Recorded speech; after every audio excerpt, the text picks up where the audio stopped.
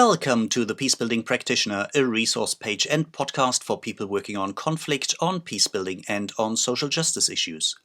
My name is Björn Eser, and I'm the founder of and shaker and maker behind the Peacebuilding Practitioner.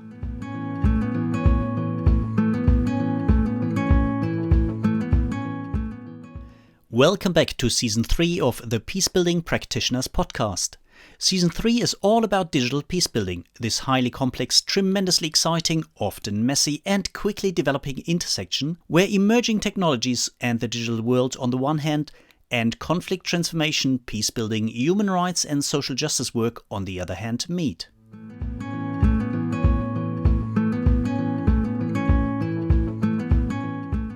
I'm very happy.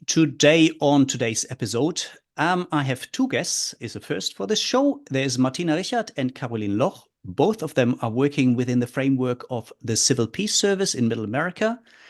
For those of you who have not heard about the Civil Peace Service so far, it's a German government-funded program which supports peacebuilding and conflict transformation initiatives all around the globe. And Martina and Karolin are working in Middle America. Martina is the program coordinator for the regional program, while Martina is an integrated civil peace service worker with a local human rights organization in Guatemala. And I'm really happy to have you both on the show. Welcome. Thank you so much. I introduced you briefly, but that's just a short intro. There's so much more to talk about. Martina, could you probably just tell a few more words about yourself before we go over to Karolin? And once we know more about yourself, we dive more into our topic of today. As you said, my name is Martina. I'm working in Central America since 2019. In that program you already mentioned, but I would like to say that I've been working with Civil Peace Service, could say all of my life, but at least since 1999 when government started with Civil Peace Service. Almost 25, 26 years coming, yes. A quarter of a century. Great. Thank you, Martina. Karolin, how about you? What should the audience know about you? Yes, my name is Karolin, as you said. I'm a pedagogue and I'm just working right now for 8 years in Central America. I worked 3 years in Nicaragua in another program, and then I switched also working in Civil Peace Service. And now I'm working like 5 years in a local museum or like in a memory house. And that's part of a human rights organization. Yes. Great. So both of you can look back at the long track record working on peace and social justice issues on the one hand and looking back at regional expertise. Martina, maybe we can start with you as you are the program coordinator for the Civil Peace Service in Central America. Can you just briefly tell the audience a bit about the main focus of the program, some of the main strands of work, and as we will focus on dealing with the past and memory work today, maybe a bit about the importance of memory work and dealing with the past work in your working context? Okay.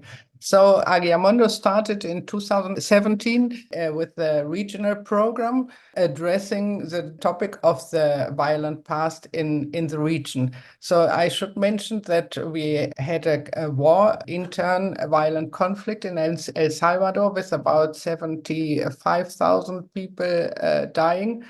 And a conflict about 36 years in Guatemala, where we have had about 2,000 people killed and about 45,000 people disappeared.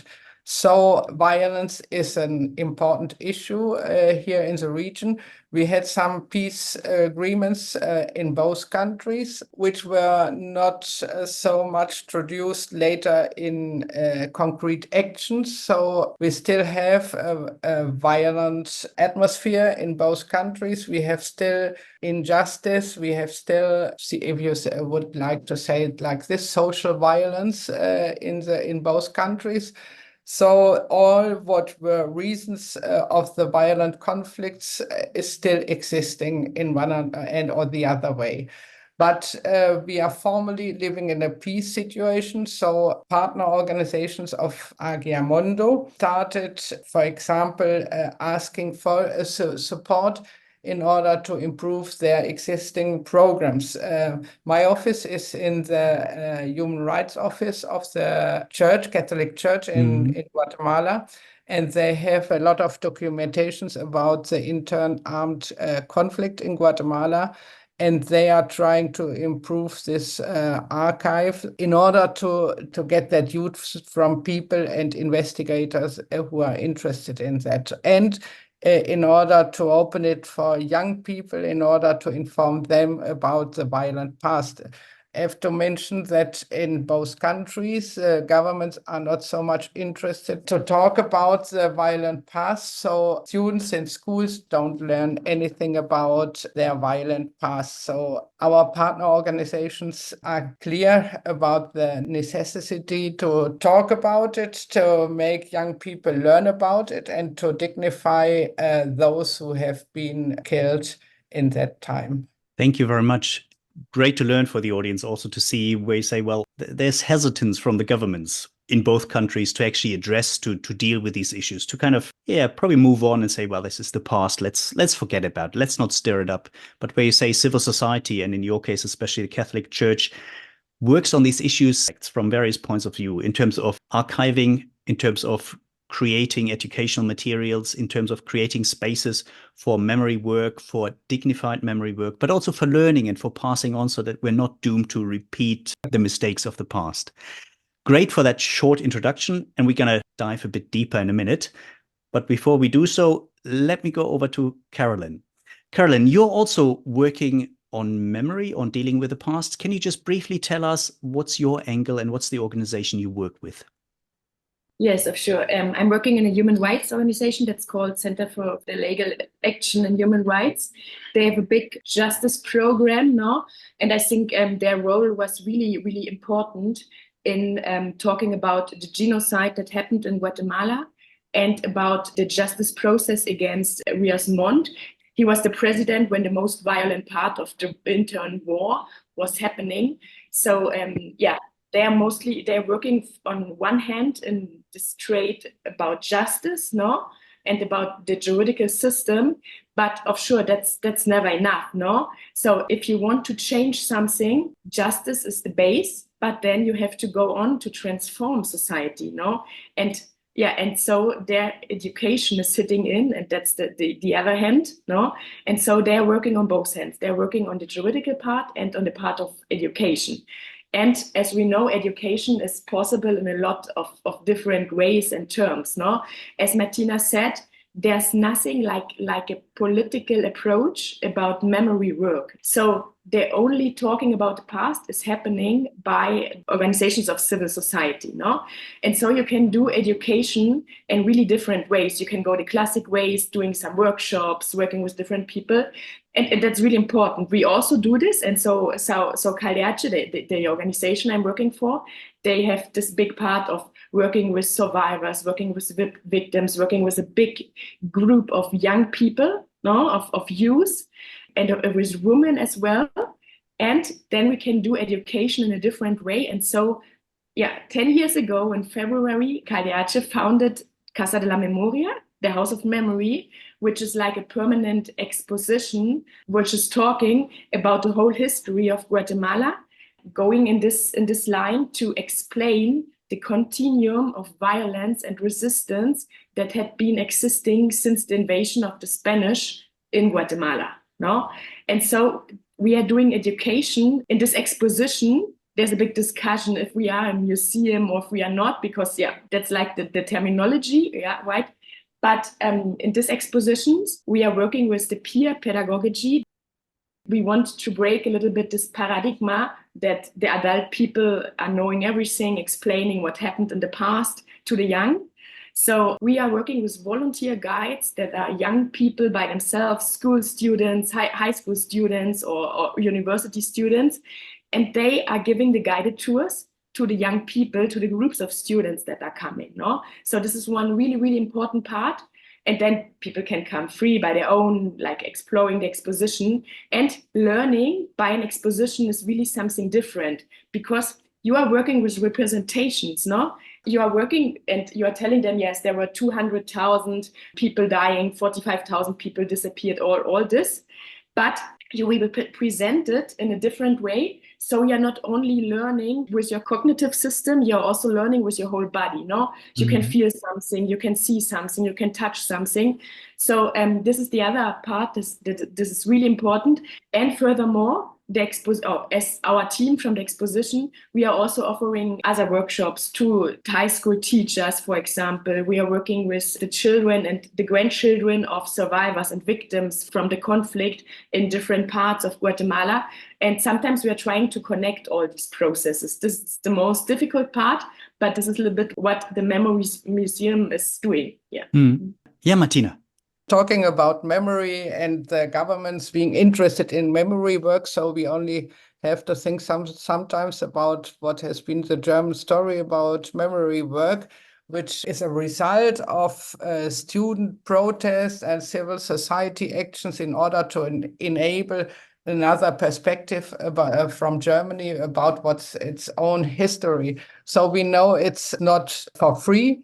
Memory work is always something with this a fight within the societies for peace, justice, and the right to know what happened in the past. So we know it's difficult and that you have to have this long-term perspective in order to understand those processes and also the resistance of the government. Now, the actual president of El Salvador, Bukele, says that peace contracts have been between two corrupt parties, that there hasn't been such a conflict in that way, and all this stuff. So we know it's important, although the president denies a certain perspective about what has been the violent past in El Salvador. It's important to do this work.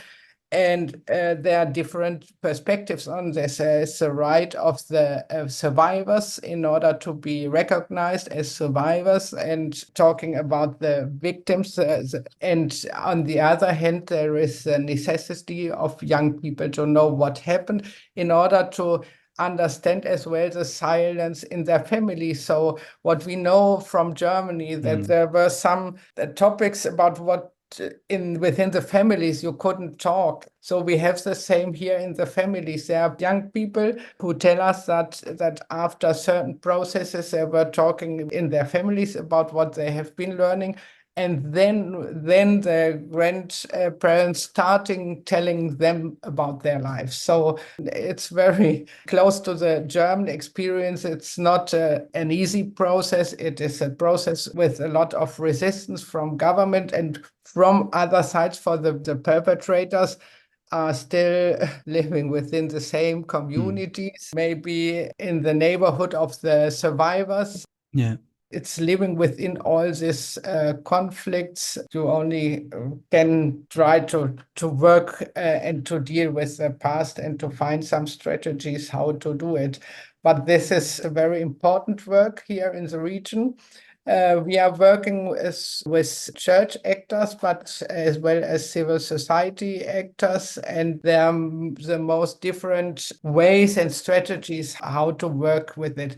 At the beginning, maybe I could mention this, it was more concentrated on the justice aspects. And nowadays, although justice is still an important point, it's more centered about intergenerational dialogue and about young people knowing what happened in their countries, and in order to enable them as well to act and to make a better society where they are living.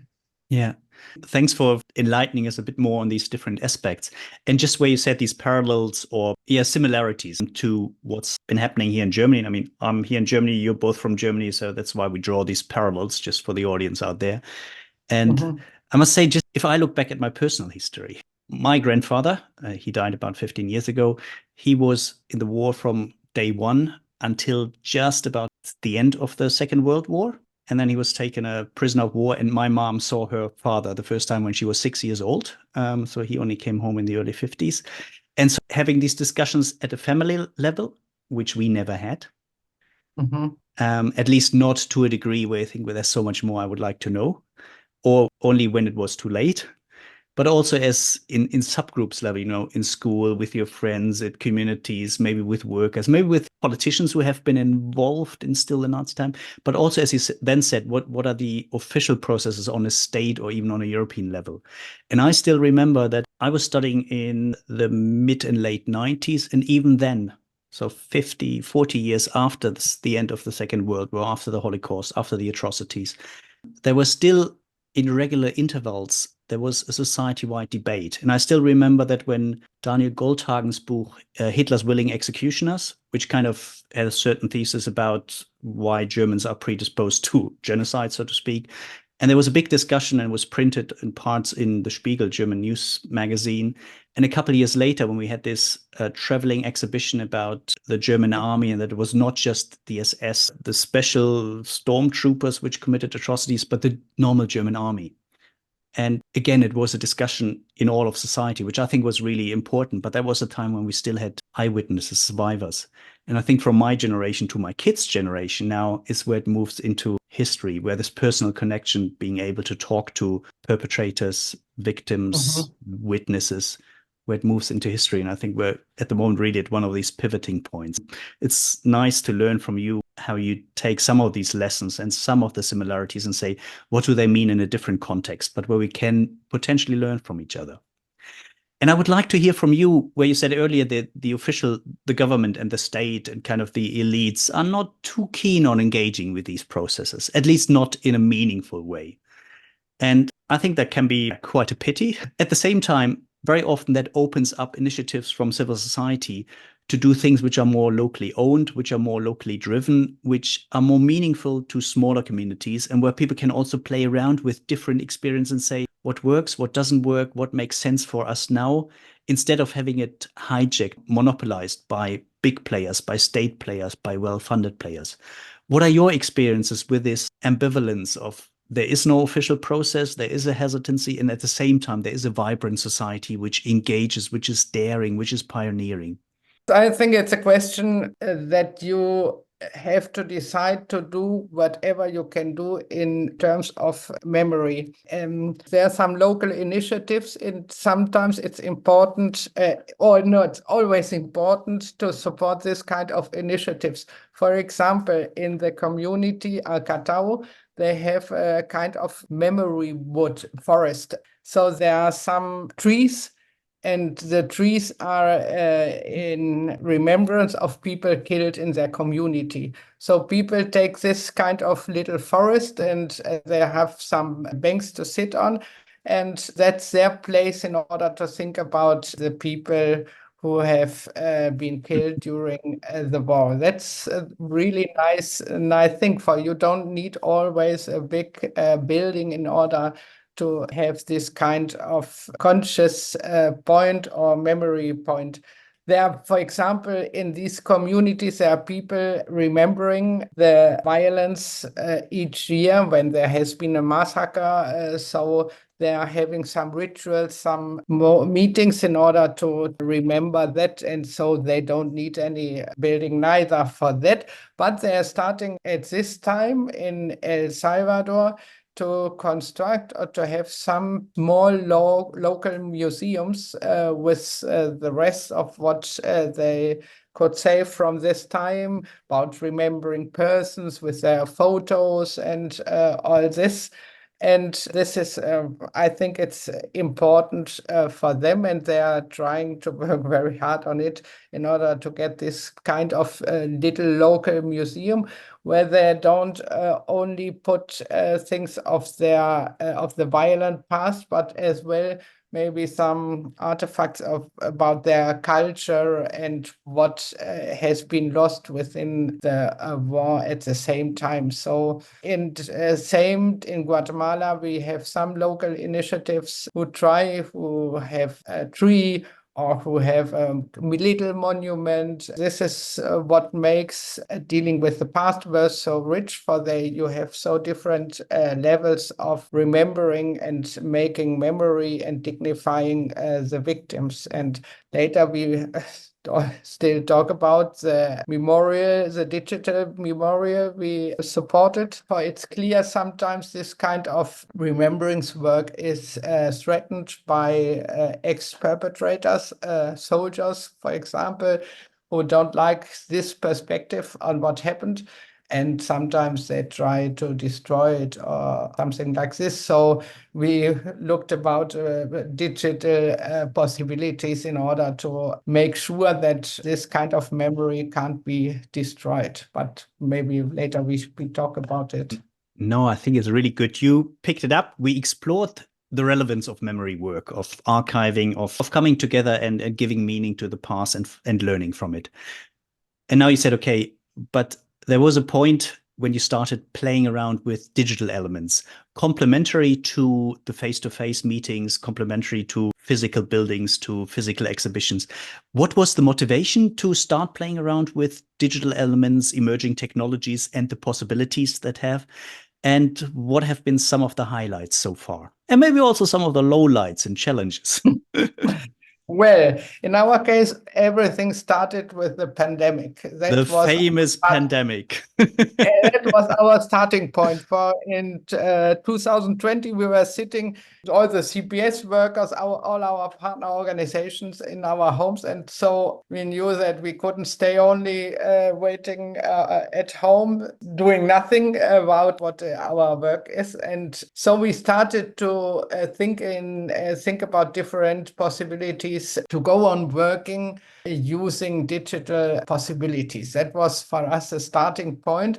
And Karolin will talk about the digitalization of the museum.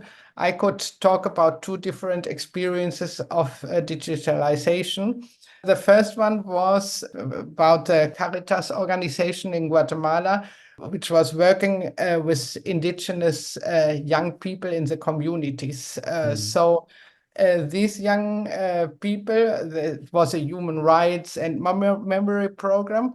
And these young people from one day to the other were sitting in their communities, in their rural communities, were mainly poor indigenous young people.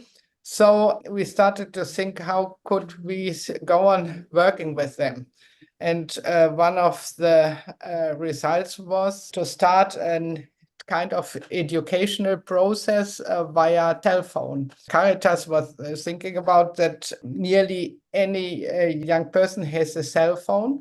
And so if it's that what exists like a link, we can use that for digital education program. So as they don't have so much money, Caritas was able to send some call time credits on the cell phones of the young people, which was a condition in order to enable them to participate in this kind of program. So Caritas sent the phone credits to their phones, and the CPS worker and his colleague started with an educational process about human rights and memory work with those young people. And you have to imagine they were sitting in their communities, sometimes at home, and all the family around them listening to what they were talking about. The intention was to make it via Zoom or Skype, but that sometimes was a bit difficult, for they have only very simple cell phones mostly, so it was not as easy to work like this. So they had a process to work about human rights and memory. And later they started a process with a filmmaker who told the young people how to make simple video clips in their community about the topics they were discussing.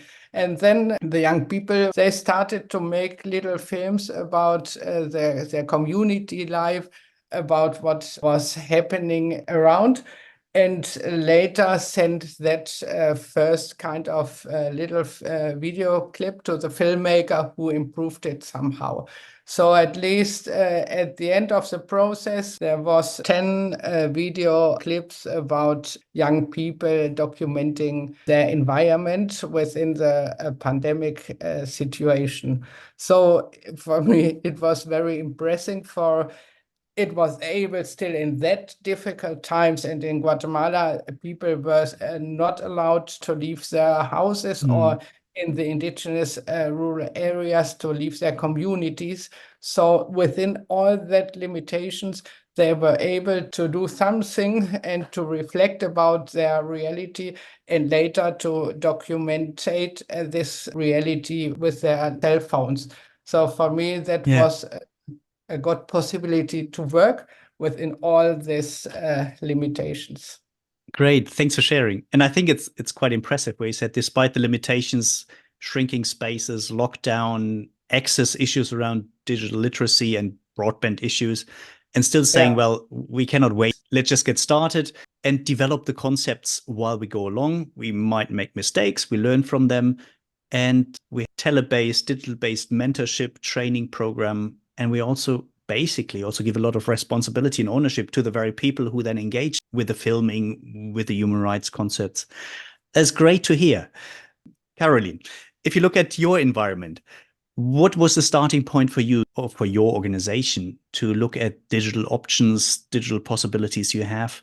And what were the first initiatives you tried? Yeah, we also started in the pandemic. It was the same situation, no? Because before it was simply not necessary. Of sure, our organization was working with communicational material in some points, no? But this was more about promoting our exposition or having some little videos, but not that much and not in such a professional sense, no? But then the pandemic came. And of sure, one of the first steps was we had to close the exposition because it was not longer possible. Yeah, and then we saw that like the same context coming from this violent, exclusive, discriminating past was repeating in some way. No, there was a lot of corruption in this moment of the pandemic. There were like the same people that all the time had been disadvantaged by the government were disadvantaged again. And so it was like, okay, we have to go on to talk about memory. We have to go on to dispute about memory and about everything, what is happening, connecting especially this present with the past. So because it's not the present that's happening like, yeah, because it's happening. No, it's happening just because of this continuity of the violent past, no? So it was really important to go on talking about memory. And I still remember that I was in a Zoom meeting with my direct colleague, and we were like, this would be really nice to have a virtual exposition. We did not ever know about what we are talking in this moment, yeah? Because like, okay, yeah, it would be nice, okay, yeah, okay, but without knowing what could be, no? And then we started to investigate a little bit, and we saw another museum that has a virtual exposition in Guatemala, and was like, okay, wow, that is really interesting. And then we started to talk about it in the organization, going on with this process, no? And we had the big opportunity that AGIAMONDO was offering some extra funds for us to doing this virtual exposition. Yeah, and what we first imagined was like having a video of the museum, and a video that's a little bit more interactive. Like you have each room and you can click, but you are going on in the same rooms, right? That was our first idea. And then we started to look for a team of artists, of curators that can do these expositions. And we find a team in Mexico. They never had done in this moment a first virtual exposition, but they had done some playing with this possibility and showing us. And then it got something really more bigger than we ever imagined, because they did not only, like, our first idea was to do this like a 3D camera, take the photo of all exposition and add some points. But they offered us another opportunity, because they were recreating each room in a render, but they recreated in the narrative that we are using, but playing with the possibility the digital world is offering to you, yeah? Because in this digital world, you can do things that would be so expensive in a real exposition that you will never be able to pay for it. So they really were able to understand in a really good way, how to play with this virtual reality and how to do different representations of the same themes in a different way. Like if you can imagine, like talking about the disappeared people in our museum, there are a lot of photos from disappeared people. They're in front of the museum, but now we have a room that is like 15 meters high, and it's full of all those photos. It would be really nice to have this in our museum, but it's not possible. Or I think that the roofs in our virtual expositions are all open, so you can see. So you can see, like talking about the Mayan and the indigenous cosmology, you can have a look at the stars. Cool. Understand? Yeah. So that was like the special improvement that was happening, and it was only possible in this interdisciplinary team.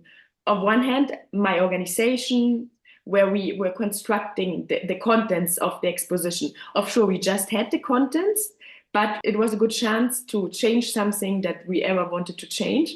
So we were working a team of anthropologists, of educators, of different groups to create this content. And then we had this team in Mexico, and they transformed our content, not only in the exposition, but only adding to the exposition videos, like a lot of more content, and content that is existing in the whole exposition, but we can also use and work with the videos in our real exposition. So there was or we can export the videos for a workshop.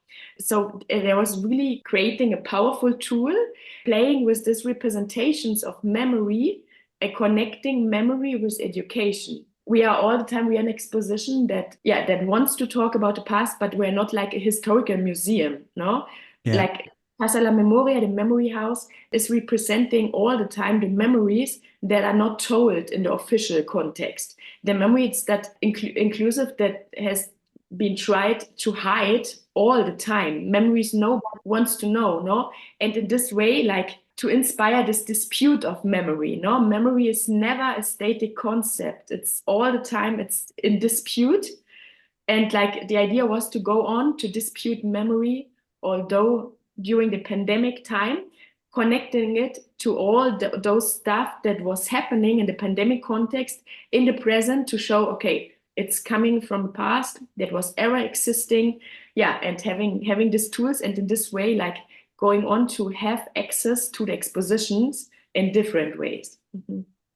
That sounds exciting. And just listening to you, and I can hear the passion in your voice.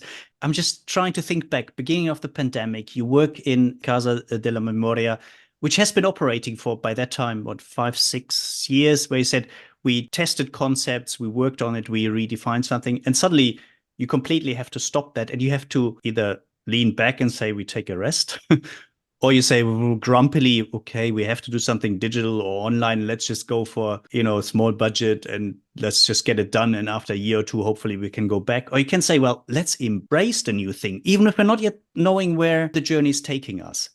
And from listening to you, I think it's exciting to see how you and your team found the balance between embracing new possibilities and all these new possibilities of emerging technologies, and at the same time not being taken away by it and suddenly have something where it's more about the tech and not so much about the content and the meaning behind it, and just finding and constantly re-teasing out the right balance between digital possibilities, and at the same time they are a vehicle for something else, for the memory process, for the learning process, for archiving process. And it's really exciting to hear you. And it's also really exciting, and this is a call to action for the audience. This is a high quality product and service. Have a look at it. It's amazing.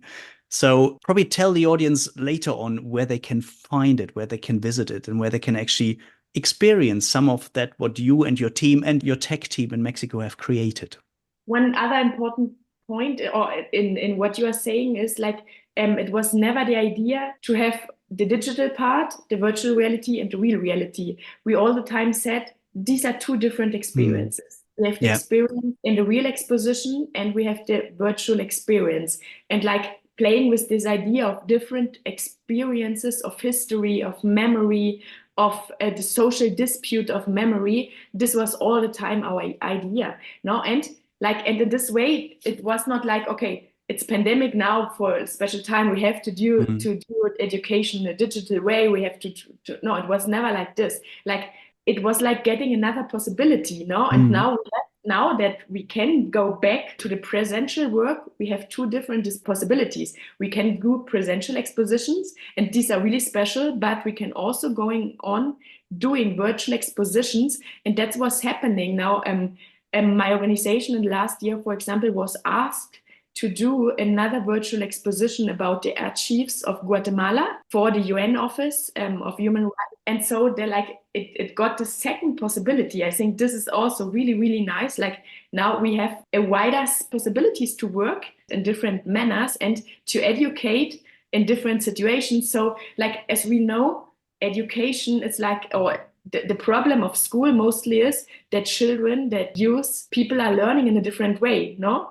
And so now we can go in these different ways, offering different possibilities of learning in all senses. And so I think this is really a really nice opportunity we learned, forced by the pandemic context. Yeah, that's exciting.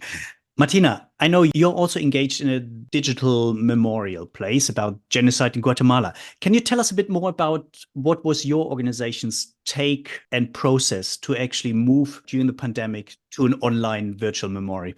The Human Rights Office of the Catholic Church hadn't so much experience about digital work, but I have to mention it has a huge archive about testimonies of the violent intern conflict with about 5,000 testimonies. So 2020 or 21, the Human Rights Office was preparing a justice process about genocide. So they had documents about 1,000 victims who have been murdered during the conflict.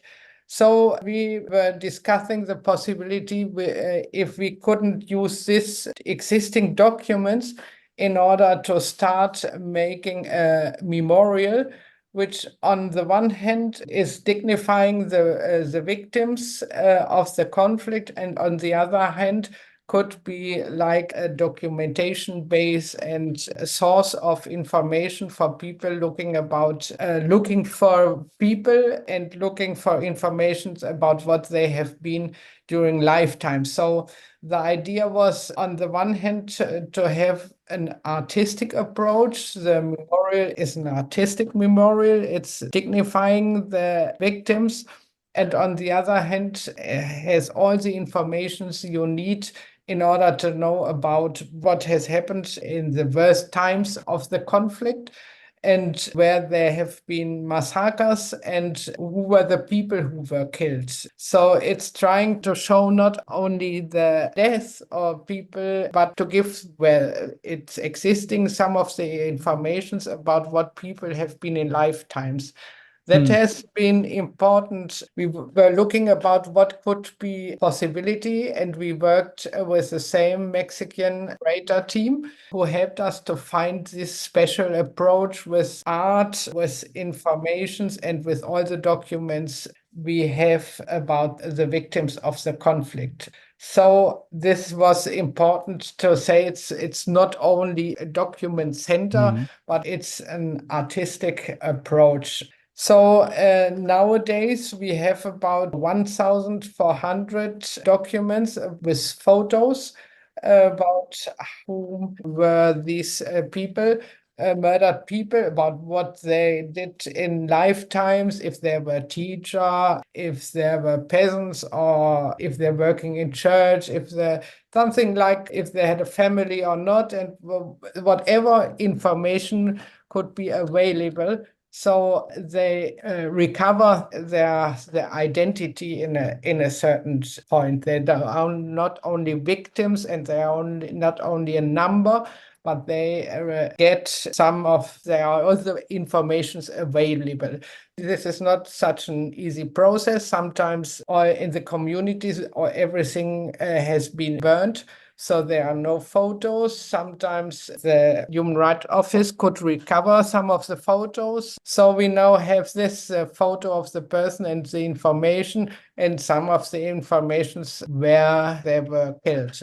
So it at the same time gives information about, for example, the time of AGIAMONDO, all the informations about genocide, what were the reasons for genocide, so that people could understand better about what happened.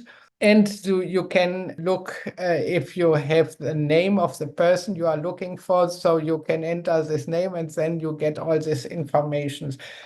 Although it's still in the beginning, it already has shown some families who investigated and knew more about their killed family member.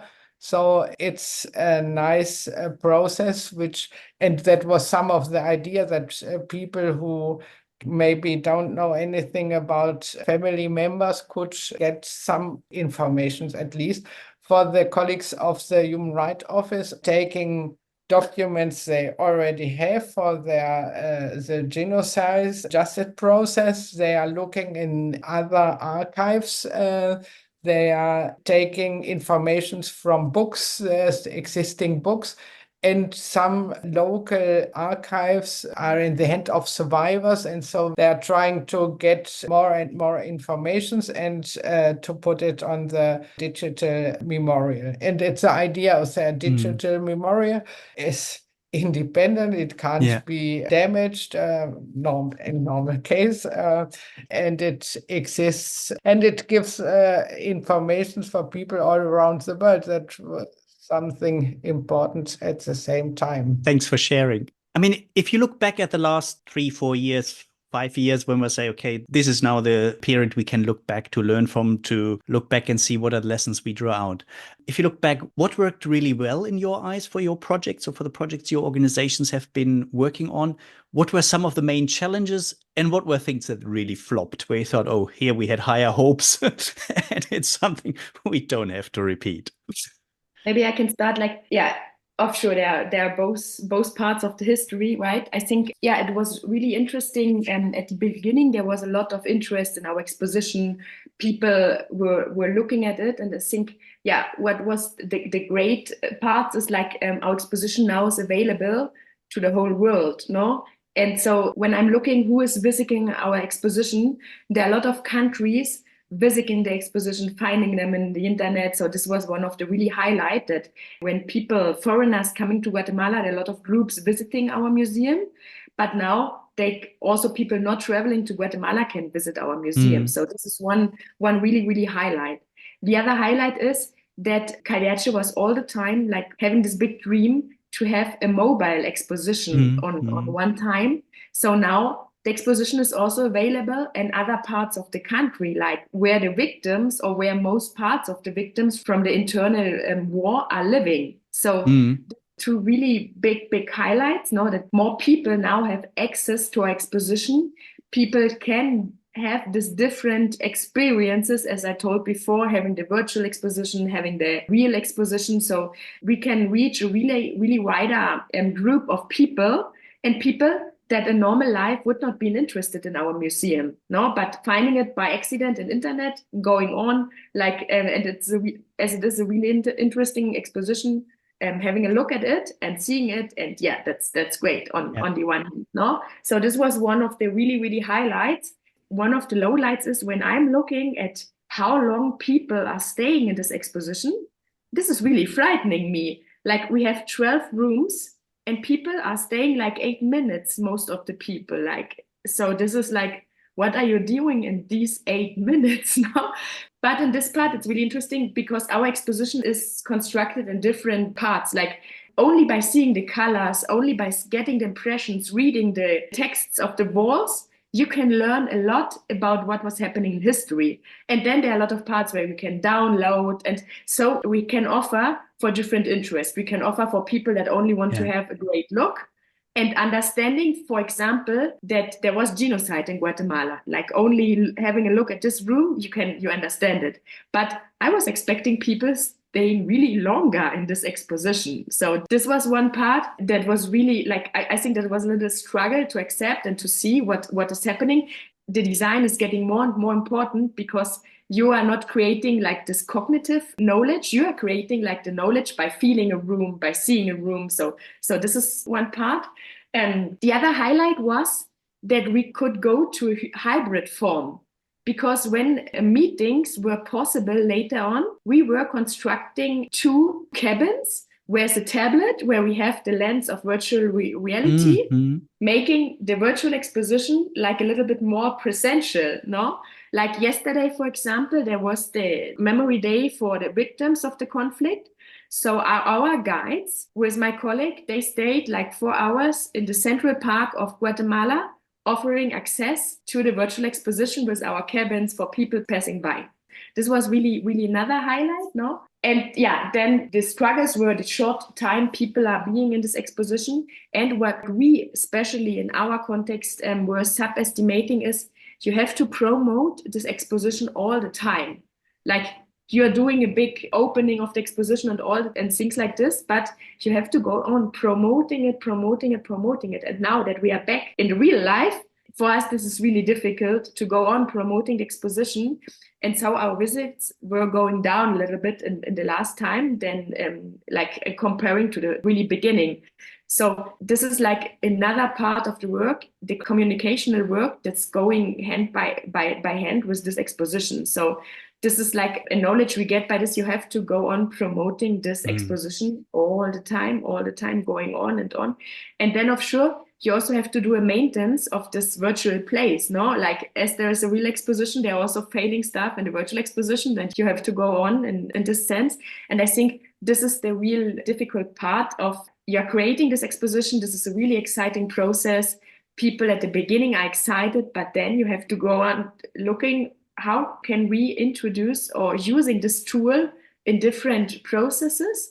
And how can we also accompany the persons visiting the exposition? Yeah, because when they're coming to the museum, we can ask or we can explain, we can respond to their questions, but there's no accompaniment during their virtual visit. This is another struggle and I don't have the answers to all these struggles right now. We are just still experimenting, but like now we have 2 expositions. That's also, and you have to need the people working in 2 expositions, no? That because in this moment it was a replacement for a certain time, but now we have 2 expositions. And so what are we going to do with, or how can we work in 2 expositions? So this is another struggle, no?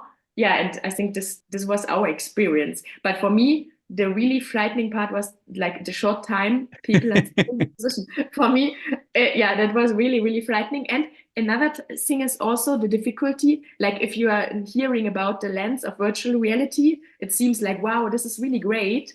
But it's not that great. It's that was like one of the low lights, I would say. When you see the exposition in the virtual lens, it's really nice, it's really interesting, but people are getting like dizzy when they are in this position. They are staying not even 8 minutes in the in this virtual lens. It's like 1 or 2 minutes. The real reality lens are more than like an additional part. No, you can show the exposition to people, and then there are certain rooms that are the most impressive ones for the virtual lens. And so we are telling them, yeah, maybe you will see this room with this tool. Like it's only adding a little extra, but people won't visit your exposition understanding your narrative and the memory we are talking about by going through with virtual lens. So this was one of our lowlights, I think. So this is also important. If somebody is doing a virtual exposition, I would not pay that much money for the virtual lens, because they are like only the visors where you are putting in your cell phone and you can see. That's technologically more difficult, and it's a good experience. It's the cheapest one, but there are also these lenses from Meta that are really, really expensive, and you can hiring this like a video game. I think it's not worth to pay this money. I would say. It's interesting where you say the additional reach was nice globally, and at the same time, obviously, your exposition competes against anything else that's on the internet, and obviously that's a hard sell. Martina, also to you, what were the challenges, the highlights and lowlights, and when we slowly wrap it up afterwards?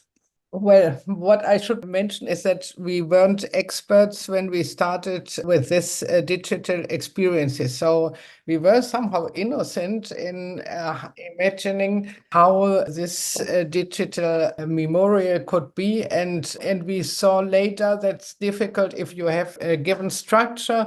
So later it's difficult to change elements. It's not like in a presentation where you can put other things in it too, but you have your structure, and then changing elements it's not so easy. So we didn't know. We tried our best. It's a very good memorial, but I think if we would have known everything before, maybe we would have taken some other decisions. That is important. And so, second point, it's not only important to create this memorial, but you have to make big efforts in order to get it known to people. So that people really go to this website, that they look at it, that it has a worth, that people really stay some time on the website and find more documents on it. For if people say, well, yeah, I've seen this, they wouldn't take time anymore in order to visit the memorial. So you have to think about, what does that mean? How do you make sure that people don't lose their interest? What kind of maybe events you have to do on it in order to make sure that people are continuing with interest. And maybe the question could be how to translate this in a presential form of exhibition. That may be for the future, may be interesting. I think it's a bit the point about the innocence, that not knowing everything about the decision why we do that. So the pandemic situation has been a good time for that. For you, there were sometimes no other options, so you had to decide, we make it, and we make it. And you started with something, although you didn't know where it would come out at the end. In the digital work, maybe to mention, for example, the Human Rights Office made some online courses about genocide and what happened. And they asked some consulting people in order to prepare those materials. And it was the same thing, thought about giving this kind of classes and workshops via the cell phone. And resulted later that what the consultants produced was too heavy in order to transport this via cell phone. So it was nice material, but it didn't work at all. The technical aspects are so important, and sometimes NGO people and human rights people don't know too much about these technical issues. And this is this is something you have to think about more when you are starting this kind of projects. But maybe it's everything was fine in the pandemic situation. Everything you could do was excellent, I think, in terms of results. But knowing more about technical implications would have been an asset. With the benefit of hindsight. But I think listening to you and also knowing many organizations who were faced with similar challenges, big ones, small ones, grassroots organizations, more tech-oriented ones, I think sometimes the more, as you called it, naive ones just got started and said, we will learn while we go. And we will see, and we will probably belly flop a few things, but in the end, we will have something that works for us. And many of the organizations and the people who were better informed never got started because there were so many issues they already knew they would be confronted with. And so they thought, oh, maybe the pandemic is over in half a year, so it's not even worth getting started. And I think it's probably good to be a bit naive, but be daring, get started, but also observe yourself and see what works, get feedback and see where do we hit limits we can push and where do we hit limits where we should probably say, no, this is about as good as it gets for the money or the other resources we're willing to invest. I would like to slowly wrap up. It's been a really fascinating talk, and I really want to thank you. But I want to pick up one last thing. You said promoting your services, your products, your experiences is really hard. So let's use this platform, the audience, to promote. Where can people learn more about you, your organization, and your work? And where can people find you on the internet? We would be really interesting people visiting our exposition, hearing your opinion about it. Like, we have Casa la Memoria. There's a Facebook account that's called Casa de la Memoria Guatemala Cajitulam. now, because that's the 4 cardinal points. So Casla Memoria, Capitolam, Guatemala. There you can visit our Facebook. You can see our activities that we are doing in the virtual world as well as in the real world. And the link for our exposition, like you can have a look on Casa de la Memoria.org.gt. So you can have a look. The exposition is starting with a video, and afterwards you will get welcomed by our guides. So just come, get to know our guides, and we would be really interesting to hear the opinion from the people from all over the world. It's only in Spanish, but as well, it's only in Spanish, as we talked before. We are not only learning by words, no, we are learning by a lot of impressions. So I think everyone is able to understand a little bit what was happening during history without being able to understand Spanish. So yeah. And I will make sure I put the links in the show notes. So I really strongly encourage people to have a look. I'm not a Spanish speaker. I don't understand Spanish. And I thought it was quite a moving experience, being welcomed and then being guided through parts of the exhibition. So thank you, Karolin, on the Casa de la Memoria. Martina, where can people learn more about your work and about the virtual genocide memorial of Guatemala? Well, the website is memorial/genocidio/guatemala.org. So I will send you all these links, and the Human Rights Office of the Church in Guatemala as well has a good website where you find a lot of informations and documentations about internal conflict in Guatemala. So both of them could be interesting and relevant, and at the same time for other organizations all over the world. Only to mention that I went to Sri Lanka last year, and I was talking with partner organizations of AGIAMONDO about what we are doing in Guatemala with Memorial, and they were very interested in that, for they don't have anything about documenting loss of their family members. And so I hope that it's an interesting offer for people and organizations all over the world in order to learn about it, this experience. Thank you very much. As I said, you sent me the links and then I put them in the show notes so people can click them easily. Thank you very much, Martina. Thank you very much, Karolin. It's been a real pleasure. And thank you for taking the time and talking with me.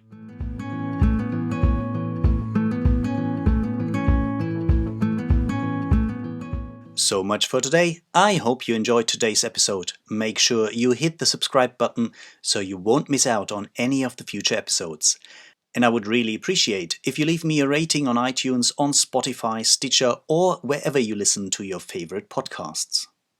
If you want to learn more about the Peacebuilding Practitioner, head over to my webpage. That's www.thepeacebuildingpractitioner.org, where you find plenty of articles from practitioners for practitioners. And if you want to dive even deeper into this field of work, join us for one of our online courses. If you want to learn more about that, just get in contact with me. You find the contact details in the show notes or on my webpage.